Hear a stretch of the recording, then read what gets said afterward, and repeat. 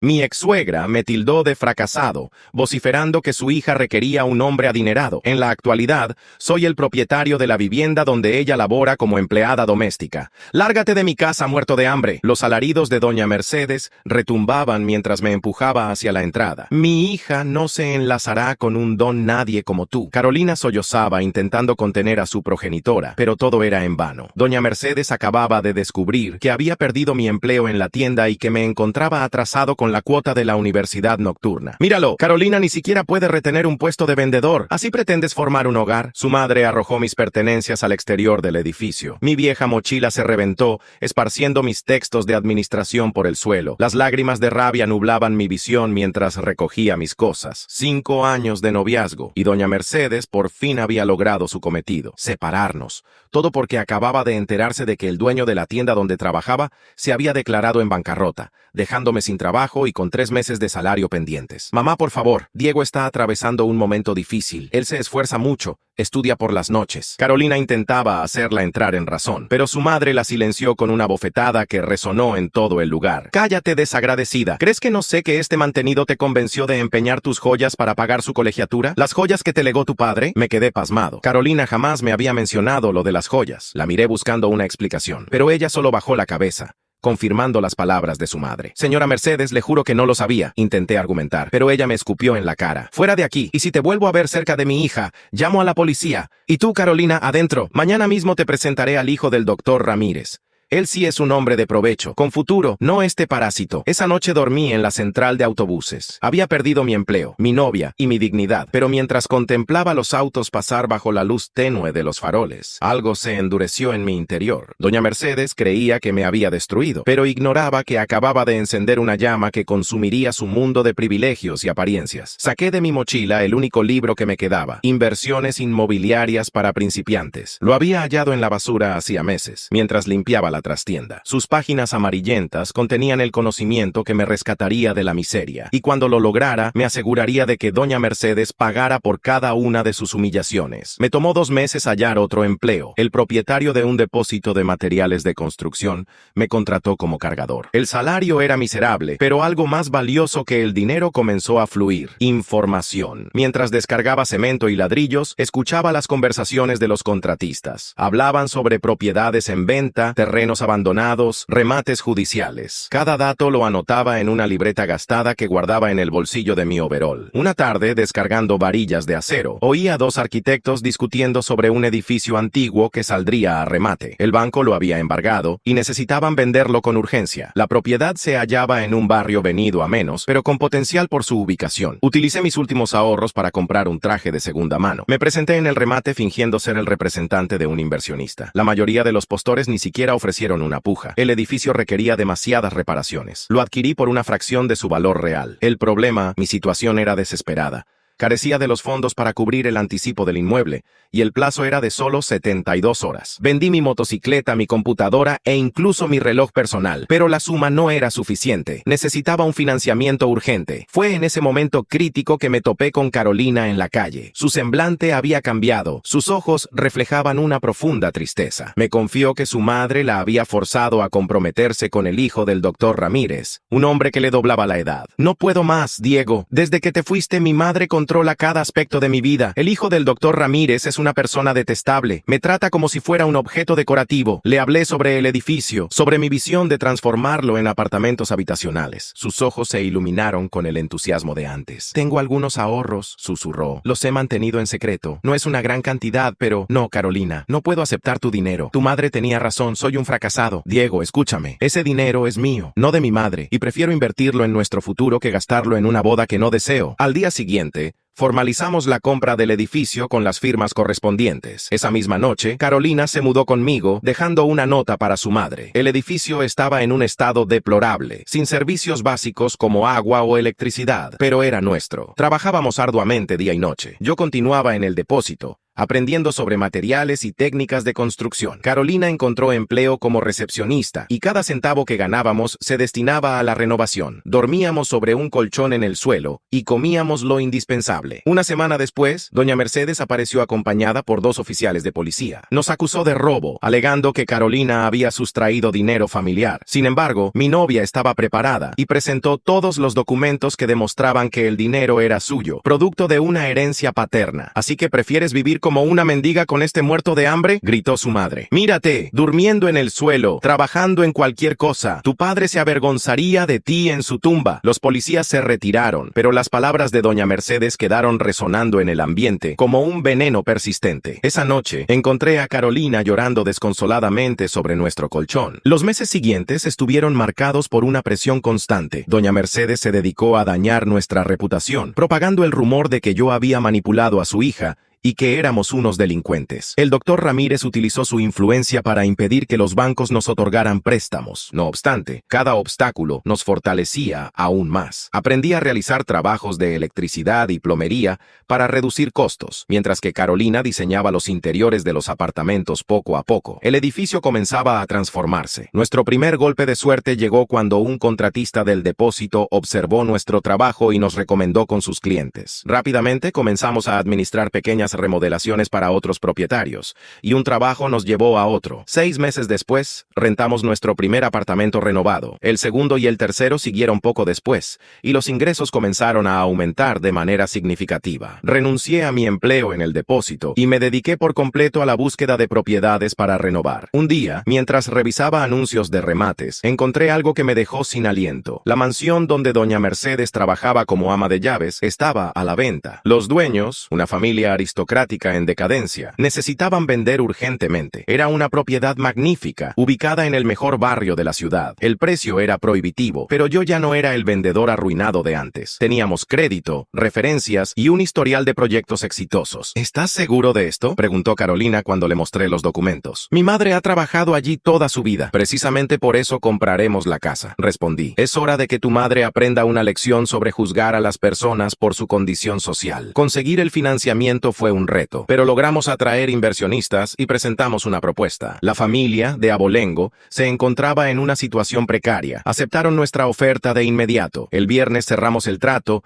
y el lunes siguiente todos los empleados de la residencia recibieron una notificación informándoles del cambio de propietario. Esa misma tarde, la señora Mercedes se presentó en mi oficina. Con el rostro descolorido, parecía un espectro. No quedaba rastro de la mujer altiva que me había expulsado de su hogar. Con un hilo de voz, imploró que no la despidieran, alegando que ese trabajo era su único sustento. La observé detenidamente, deleitándome en cada instante, pues todas las afrentas y vejaciones que había sufrido culminaban en ese preciso momento. No tengo intenciones de despedirla, doña Mercedes, expresé pausadamente. De hecho, tengo otros planes para usted. A partir de mañana estará a cargo de la limpieza del ala este. Disfruté al ver la expresión de consternación en su rostro. Ya no será la ama de llaves. Su nueva supervisora será la señora Torres. La señora Torres era precisamente la empleada a la que doña Mercedes había maltratado durante años, humillándola, criticándola e incluso intentando despedir en reiteradas ocasiones. «No pueden degradarme. He sido ama de llaves durante 20 años», protestó, con la voz temblorosa de indignación. «Tengo la potestad de hacerlo y lo haré. Tiene 2 opciones, aceptar el nuevo puesto o buscar empleo en otro lugar. A su edad, dudo que encuentre algo mejor». Se desplomó en la silla frente a mi escritorio. Por primera vez, vislumbré genuino temor en sus ojos. «¿Dónde está Carolina? Necesito hablar con mi hija. Su hija está reunida con diseñadores de interiores. Vamos a remodelar por completo la mansión y no, ella no va a interceder por usted». Los días siguientes fueron una oda a la justicia poética. Doña Mercedes tuvo que entregar las llaves maestras a la señora Torres. Ya no impartía órdenes, sino que las recibía. Ya no contaba con una oficina privada. Ahora compartía el cuarto de limpieza con las demás empleadas. Pero el golpe de gracia llegó cuando anunciamos los cambios que implementaríamos en la mansión. Transformaríamos el ala este, donde ella ahora trabajaba, en un exclusivo spa y centro de eventos. Las remodelaciones comenzarían en una semana. «¿Dónde voy a vivir?», preguntó angustiada. Como ama de llaves, siempre había ocupado una suite en la mansión. «El personal de limpieza no tiene alojamiento incluido», respondí con frialdad. «Tendrá que buscar dónde vivir». Vi el pánico reflejado en su rostro. El pequeño departamento donde había criado a Carolina lo había perdido meses atrás. El doctor Ramírez hijo, resentido por el rechazo de Carolina, se había asegurado de que el casero la desalojara. Diego, por favor, comenzó a suplicar, pero la interrumpí. Es señor Martínez para usted, y si no está conforme con las nuevas condiciones, puede presentar su renuncia. Esa noche, mientras cenaba con Carolina en nuestro nuevo comedor con vista al jardín, mi esposa parecía preocupada. ¿No estamos siendo demasiado duros con ella? Antes de que pudiera responder, uno de los guardias de seguridad llamó a la puerta. Señor Martínez, disculpe la interrupción. La señora Mercedes está en la entrada con maletas. Dice que no tiene dónde ir. Déjala entrar, ordené al guardia. Llévala al antiguo cuarto de servicio en el sótano. Carolina me miró con reproche, pero yo sabía que este era solo el comienzo de mi plan. Doña Mercedes necesitaba experimentar lo que significaba depender de la compasión ajena. Durante las semanas que siguieron, su vida se convirtió en un recordatorio constante de su decadencia. Limpiaba los mismos pisos por donde antes caminaba dando órdenes. La señora Torres, saboreando su venganza, la obligaba a repetir tareas por el más mínimo error. Pero doña Mercedes era obstinada. A pesar de las humillaciones, mantenía la compostura. La escuchaba por las noches en el diminuto cuarto del sótano. Se dedicaba a hablar por teléfono con sus antiguas amistades de la élite social, inventando justificaciones para su precaria situación actual. Es algo temporal, la escuché asegurar una noche. Mi yerno está aprendiendo los entresijos del negocio. Pronto recuperaré mi posición. Su terquedad me exasperaba. Anhelaba verla doblegada, totalmente derrotada. La oportunidad se presentó con la visita del doctor Ramírez y su hijo, quienes llegaron para proponer una inversión en el balneario. Los recibí en mi oficina, consciente de que doña Mercedes estaba limpiando el pasillo. Dejé la puerta deliberadamente entreabierta. «Diego, muchacho», exclamó el doctor con una cordialidad fingida. «¿Qué vueltas da la vida? ¿Quién iba a imaginar que aquel vendedor ambulante se convertiría en un empresario de éxito?» Su hijo, por otro lado, no disimulaba su desprecio. «¿Dónde está Carolina?» Supongo que ya se habrá arrepentido de su decisión. «Mi esposa está en Londres», respondí con calma, supervisando la adquisición de una propiedad. Pude percibir cómo doña Mercedes contenía el aliento detrás de la puerta. Era la primera vez que se enteraba de que su hija estaba en el extranjero. «¿Y qué hay de la vieja Mercedes?», preguntó el hijo con malicia. «Escuché que ahora limpia baños en su propia casa». «Qué irónico», repliqué mientras servía whisky a propósito. «¿Cómo va el proceso por fraude en su clínica, doctor? Debe ser difícil enfrentar una auditoría fiscal». ¿Sus rostros? El doctor Ramírez llevaba años desviando fondos del seguro médico. Yo lo sabía, porque uno de mis inversionistas era auditor. «No sé de qué me hablas», balbuceó el doctor. «Creo que lo sabe perfectamente, al igual que sabe que ahora tengo pruebas sobre esa inversión en el balneario. Cuando salieron de mi oficina derrotados y humillados, encontré a doña Mercedes sentada en el suelo del pasillo, llorando desconsoladamente. Por fin había comprendido que su mundo de privilegios y conexiones se había desmoronado por completo aquella noche. Mientras revisaba unos documentos en mi oficina, escuché gritos provenientes del sótano. Corrí hacia allí y encontré a doña Mercedes tirada en el suelo de su habitación, sufriendo convulsiones. La señora Torres estaba a su lado intentando ayudarla. «Se desmayó de repente y empezó a temblar», explicó la señora Torres. «La ambulancia llegó en cuestión de minutos. Los paramédicos mencionaron algo sobre una presión arterial peligrosamente alta. Mientras la subían a la camilla, doña Mercedes recuperó brevemente la conciencia. Sus ojos buscaban algo desesperadamente. «Carolina, necesito a Carolina», susurró antes de volver a desmayar. En el hospital, el diagnóstico fue grave, un derrame cerebral. El doctor explicó que el estrés prolongado había sido un factor determinante. Doña Mercedes necesitaría cuidados especializados y terapia intensiva. Carolina llegó de Londres al día siguiente. Al ver a su madre conectada a máquinas, se derrumbó en mis brazos. «Todo esto es culpa nuestra», sollozó. «La presionamos demasiado». Observé a doña Mercedes, tan vulnerable en esa cama de hospital. Ya no quedaba nada de aquella mujer arrogante que me había humillado. La venganza que tanto había saboreado ahora me sabía amarga. El doctor nos llamó aparte con noticias preocupantes. «La rehabilitación será larga y costosa. Su seguro médico básico no cubrirá todos los tratamientos necesarios». «Nosotros nos haremos cargo», respondí automáticamente. Cuando regresé a la habitación de doña Mercedes, encontré algo que cambiaría todo. Estaba despierta y llorando mientras sostenía una vieja fotografía que guardaba en su billetera. Era una imagen de ella mucho más joven, junto a un hombre que reconocí como el padre de Carolina. Estaban frente a la mansión donde ahora vivíamos. Esta casa, susurró con dificultad debido a la parálisis parcial. Tu padre y yo trabajamos aquí juntos. Él era el jardinero, yo la sirvienta. Nos enamoramos aquí. Carolina se acercó a su madre y la abrazó con ternura. Tumbada en la cama, tomando la mano de su madre, Carolina escuchaba una historia que jamás había oído antes. Los dueños nos despidieron cuando se enteraron, continuó doña Mercedes con la voz quebrada. Tu padre lo perdió todo, se hundió en una profunda depresión. Por eso siempre quise que tuvieras más, que nunca pasaras por lo que nosotros pasamos. Se detuvo, ahogada por el llanto y el esfuerzo. La revelación me golpeó como un mazazo. Toda su rigidez, su obsesión por el estatus social, surgía de un dolor muy hondo. Cuando tu padre murió, prosiguió doña Mercedes con voz débil, juré que volvería a esta casa, que mi hija tendría todo lo que nosotros no pudimos. Una tos la interrumpió. La enfermera entró rápidamente, ajustando el oxígeno y pidiéndonos que la dejáramos descansar en el cuarto del hospital. Carolina me enseñó más fotografías que había encontrado en la cartera de su madre, imágenes amarillentas que contaban una historia diferente de doña Mercedes, joven, sonriente, enamorada, trabajando en los jardines de la mansión junto al padre de Carolina. Nunca me contó nada de esto, susurró Carolina. Siempre pensé que su obsesión por el dinero era simple materialismo. Los días siguientes fueron una montaña rusa de emociones. Doña Mercedes alternaba momentos de lucidez y confusión. A veces me confundía con su difunto esposo, hablándome sobre los rosales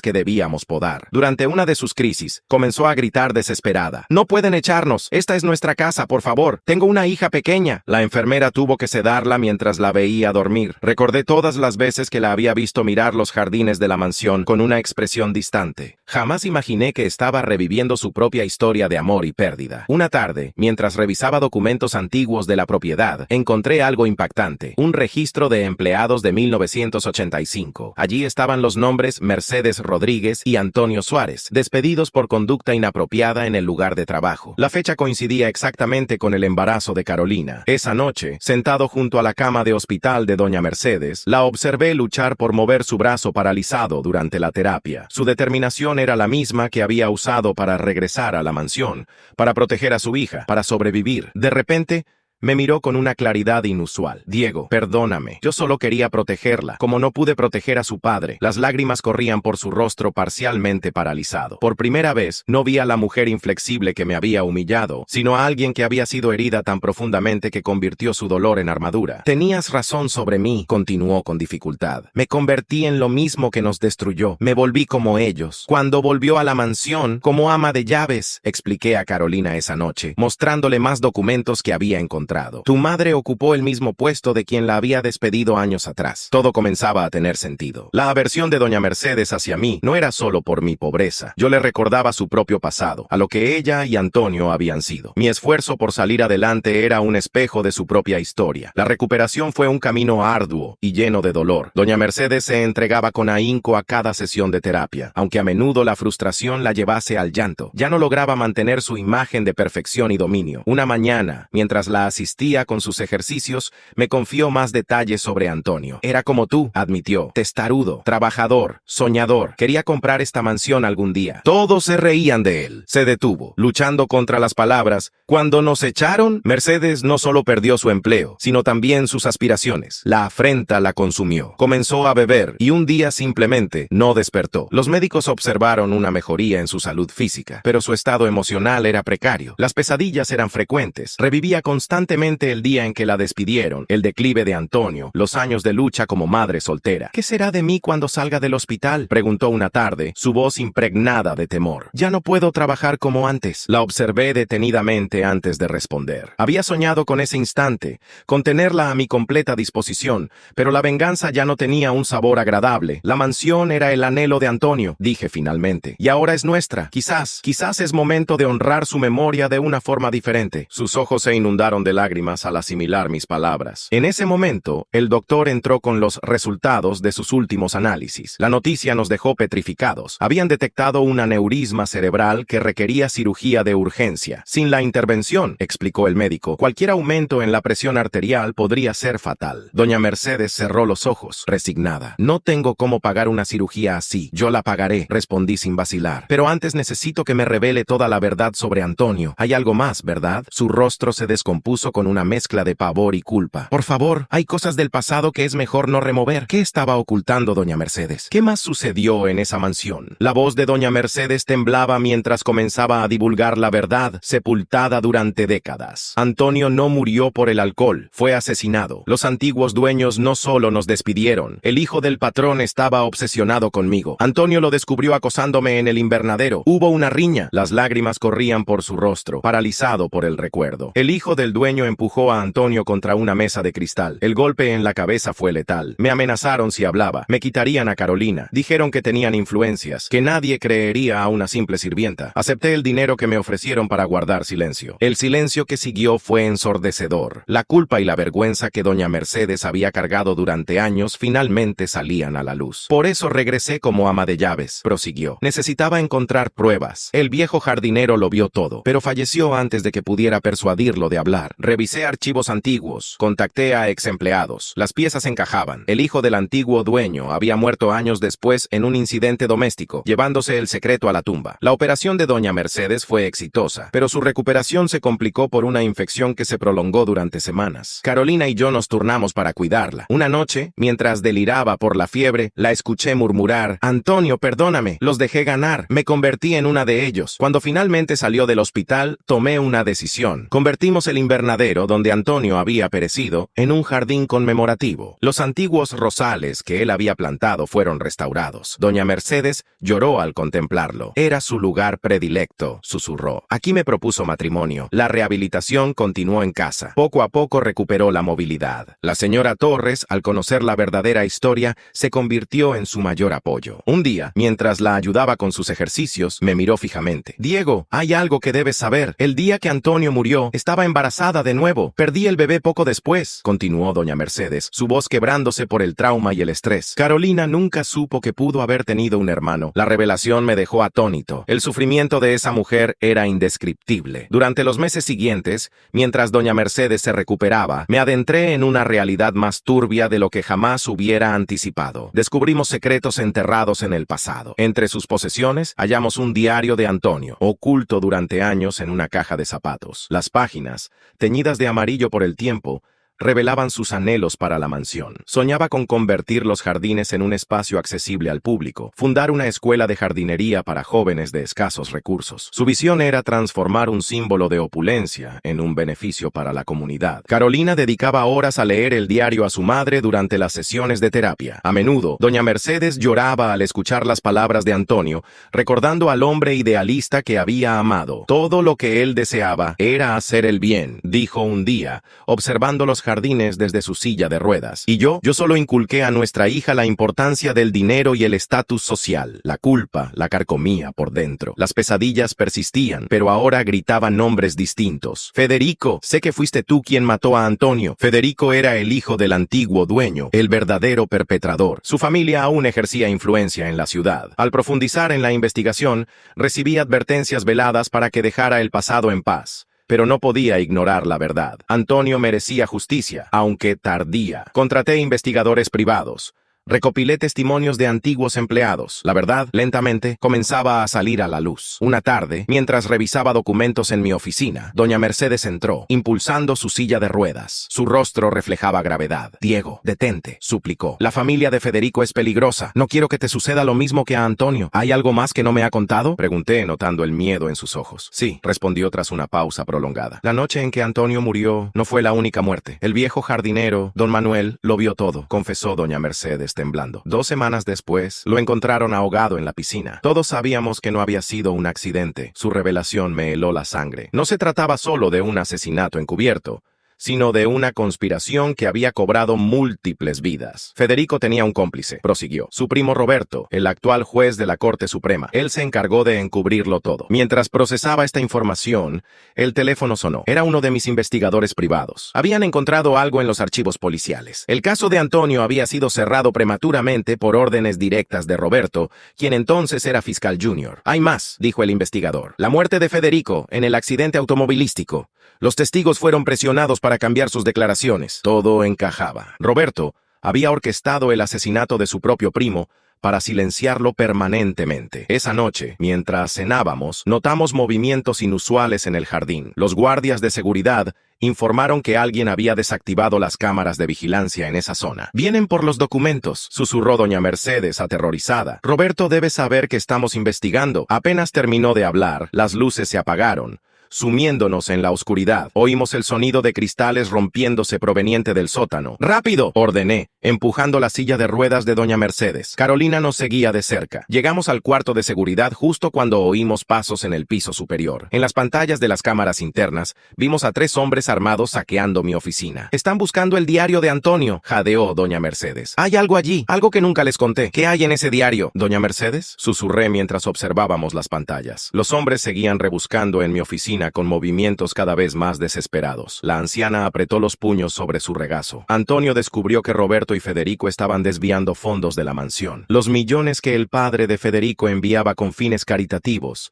se depositaban en cuentas extranjeras. Carolina contuvo un grito al observar la pantalla. Los intrusos empezaban a dirigirse al sótano. «Por eso lo asesinaron», continuó doña Mercedes con la voz entrecortada. «Antonio amenazó con revelar todo. Tenía pruebas, números de cuentas, documentos. Federico perdió el control, pero fue Roberto quien planeó todo». El sonido de pasos acercándose me obligó a actuar con rapidez. Había una salida de emergencia detrás de los archivadores. Al empujar a doña Mercedes hacia ella, me agarró del brazo. «El diario está en el lugar más evidente, donde nadie buscaría». Sus ojos brillaron al mencionar la tumba de Antonio. Un disparo resonó. Carolina ahogó un grito. Los hombres se acercaban. «Federico enterró los documentos con él», susurró doña Mercedes, con el propósito de demostrar que la verdad permanecería oculta para siempre. Tomé una decisión rápida. Le entregué las llaves de mi auto a Carolina. «Llévala al punto seguro. Yo los distraeré». «Diego, no», comenzó Carolina, pero la interrumpí con un beso. «Confía en mí. Sé exactamente qué hacer». Mientras ellas escapaban por el túnel de servicio, me enfrentaba a una verdad ineludible. La mansión, adquirida con el propósito de concretar mi venganza, se había transformado en el escenario de una justicia largamente postergada. Y ahora, con hombres armados aproximándose y un secreto sepultado a la espera de ser desenterrado, estaba a punto de descubrir que la verdadera represalia exigía un precio mucho mayor del que había anticipado. Escuchaba los pasos acercándose. Mi mente trabajaba a toda velocidad. Las cámaras de seguridad mostraban que los hombres se dividían para cubrir todas las salidas, pero ignoraban los secretos de la mansión como yo. Activé la alarma de incendios. El sonido ensordecedor rompió el silencio y, tal como lo había previsto, los rociadores se activaron. Aprovechando la confusión, me deslicé por el pasadizo que utilizaba el personal de servicio que conectaba con la cocina. Desde allí, pude observar a través de la ventana cómo Carolina y doña Mercedes se alejaban en mi auto.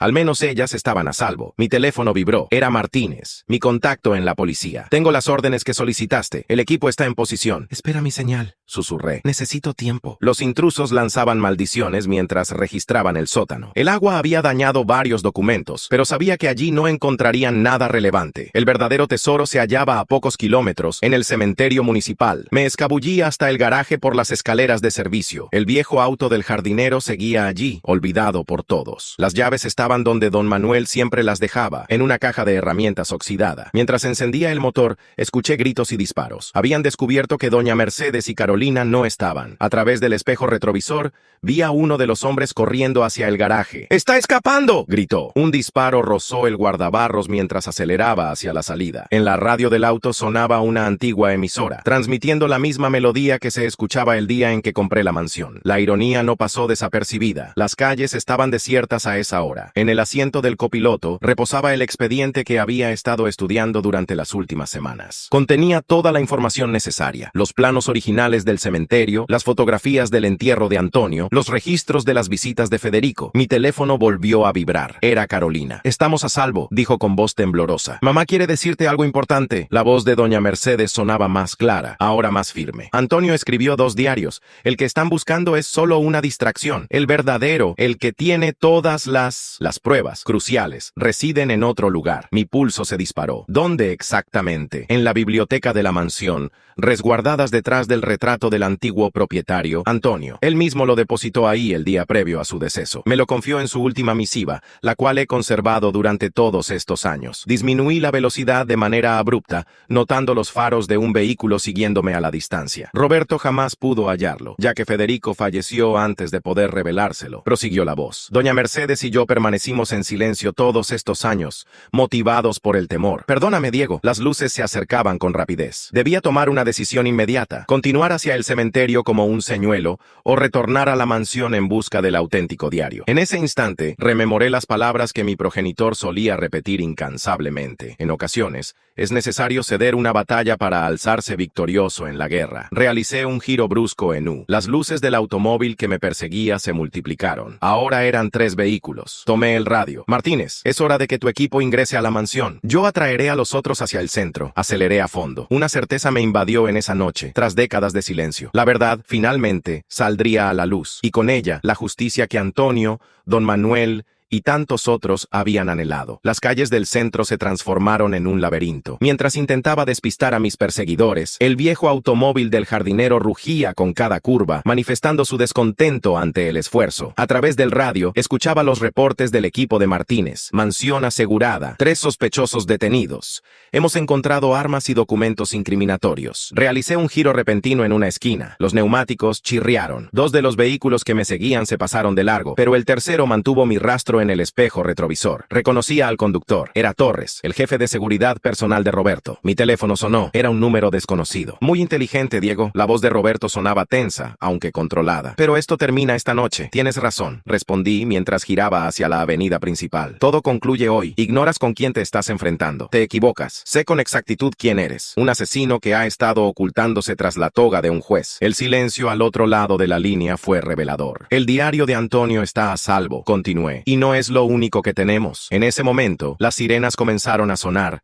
no 1 o 2, sino docenas. Las calles se inundaron de luces rojas y azules. «¿Recuerdas a don Manuel?», pregunté, mientras disminuía la velocidad. «El jardinero que, accidentalmente, se ahogó en la piscina. Él también dejó una carta. Su hijo la resguardó durante todos estos años, esperando el momento oportuno». El automóvil de Torres frenó de golpe detrás de mí. Estábamos rodeados por patrullas. «Es imposible». La voz de Roberto temblaba. «Todos los testigos, aquellos a los que presionaste para alterar sus declaraciones sobre la muerte de Federico, también han comenzado a hablar». Aparqué lentamente. Los oficiales emergían de sus vehículos con armas en mano. «Se acabó, Roberto. El fiscal general lo tiene todo. Los documentos de las cuentas en el extranjero, las declaraciones de los testigos, la confesión firmada de doña Mercedes, incluso las grabaciones de tus propios hombres». «¡Torres!», gritó Roberto. «¡Haz algo!». Pero Torres ya estaba siendo esposado. En su automóvil encontrarían más pruebas, órdenes escritas, documentos comprometedores, el plan detallado para recuperar el diario. Regresé a la mansión escoltado por la policía. Carolina y doña Mercedes ya se encontraban allí, protegidas por los oficiales. El retrato del antiguo dueño había sido removido, revelando la caja fuerte improvisada que Antonio había construido en su interior. El diario auténtico contenía todo: fechas, montos, nombres. Antonio había documentado meticulosamente cada transacción ilegal. Cada detalle había sido registrado, cada amenaza, cada intriga. «Había algo más», reveló doña Mercedes mientras revisábamos los documentos. Sus manos temblaban al extraer un sobre amarillento de entre las hojas. Era la última comunicación de Antonio a Carolina. Mi esposa tomó el sobre con los ojos llenos de lágrimas. La misiva exponía el anhelo final de su padre: transformar la casona en un refugio para jóvenes vulnerables, brindándoles la oportunidad que él no tuvo en las primeras horas del amanecer. Mientras las autoridades concluían el análisis del lugar, abracé a Carolina y a doña Mercedes. La edificación que había adquirido en busca de desquite se había convertido en el instrumento de una justicia superior. Roberto fue aprehendido asesinado esa misma noche en su hacienda. La evidencia era contundente: 3 décadas de felonías, cohechos y manipulación judicial. El imperio que había erigido sobre secretos y sangre se desmoronaba mientras el sol comenzaba a despuntar. Observé el jardín donde todo había comenzado. Don Manuel solía decir que las plantas tienen memoria, que guardan los secretos de aquellos que las cultivan. Tal vez tenía razón. Han transcurrido 2 años desde esa noche que cambió nuestras existencias. La mansión, antes símbolo de poder y enigmáticas conjuras, ahora está llena de risas infantiles y esperanza. El hogar, Antonio Martínez, como decidimos llamarlo, acoge a 30 niños. Las habitaciones que una vez presenciaron confabulaciones y traiciones, ahora están adornadas con dibujos coloridos y fotografías de sonrisas inocentes. El jardín donde don Manuel solía laborar se ha convertido en un espacio de aprendizaje donde los pequeños descubren la naturaleza. Doña Mercedes encontró su verdadera vocación como directora del hogar. La veo a diario enseñando a los niños las mismas recetas que antaño preparaba en esta cocina, pero ahora sus ojos resplandecen con un nuevo objetivo. El peso de los secretos que guardó durante décadas se ha transformado en sabiduría para guiar a estos pequeños. Carolina encabeza los programas educativos. Resolvió honrar la memoria de su padre, no solo cumpliendo su último deseo, sino también asegurándose de que cada niño tenga las oportunidades que Antonio anheló para ella. En ocasiones, cuando la observo leyendo cuentos en la biblioteca, justo donde encontramos el diario, veo en ella la misma resolución que su padre tuvo. Roberto fue condenado a 30 años de reclusión. El proceso judicial reveló una red de corrupción que se extendía más allá de los muros de la casona, provocando la destitución de varios funcionarios judiciales. Los millones malversados fueron recuperados y por decisión unánime de la familia, destinados a ampliar el hogar y crear un fondo educativo para los niños. La tumba de Antonio ya no es un lugar de secretos enterrados, sino un espacio de memoria y reflexión. Cada mes, los niños del hogar llevan flores y aprenden sobre el hombre cuyo último acto de valentía hizo posible su presente. Don Manuel también recibió justicia. Su hijo, ahora parte del consejo directivo del hogar, garantiza que el legado de su padre perdure en cada árbol sembrado y en cada jardín cultivado por los pequeños. La mansión que compré buscando venganza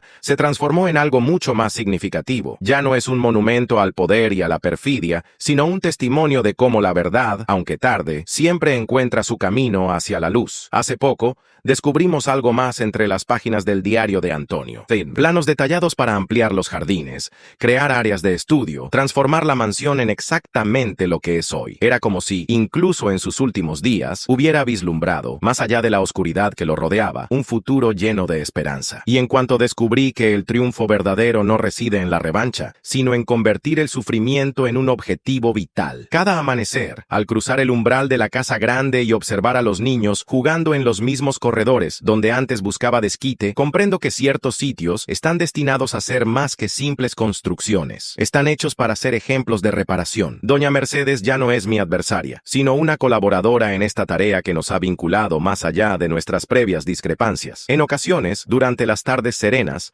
nos sentamos en el jardín y conversamos sobre Antonio, sobre don Manuel, sobre cómo sus renuncias plantaron las bases de algo valioso. La casona aún conserva secretos, aunque ahora son distintos. Anhelos expresados en voz baja, ilusiones compartidas y la promesa de que el porvenir puede superar el pasado que nos condujo hasta aquí. Esta experiencia me enseñó que incluso las heridas más profundas pueden cicatrizar y dar paso a un nuevo comienzo, donde el perdón y la esperanza son los pilares fundamentales. El rencor solo perpetúa el ciclo de dolor, mientras que la compasión y la reconciliación abren camino a la sanación y al crecimiento personal.